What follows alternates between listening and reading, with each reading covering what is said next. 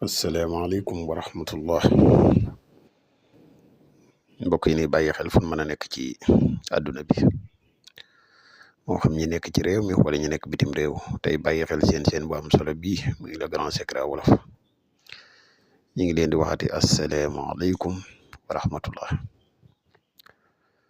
mbokk yi ginnaaw bi ñu santate yàlla julli ci yonente bi sallallahu alayhi wa sallam ñu ngi jaajëfal mboole mbokk yi nay topp ak fu mën a ne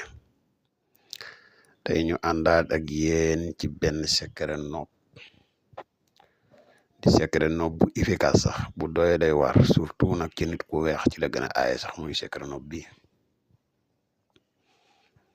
mbokk yi secret bii de képp koo xam ne def nga ko kooko man di def rawatina nit ku weex dafay jàpp ci lu gaaw a gaaw sax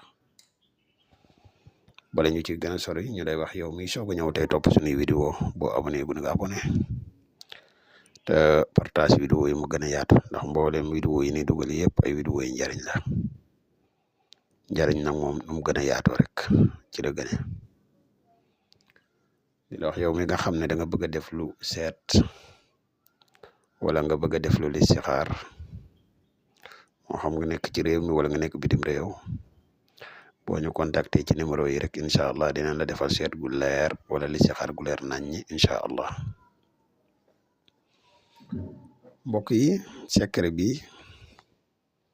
yaa ayyatuha nafsu mudma'innatu loolu la boo koy bind nag da ngay fexe nga bind ko juróom-ñaari yoon ci wenn kayit ñaari miim yi nekk ci mudma'inna moom ngay ubbi nga def turu taalib ak madlub comme niñ ko keeni boo mënee xadataat yéen ñaar seeni tur ak seeni turi waajur nga dugal ko ci biir boo noppee jëmmi téere bii da nga koy jël nga wut deru mbaam nga aw ko ci bokk ci aw ba pare nga takk ko foo xam ne dafay joow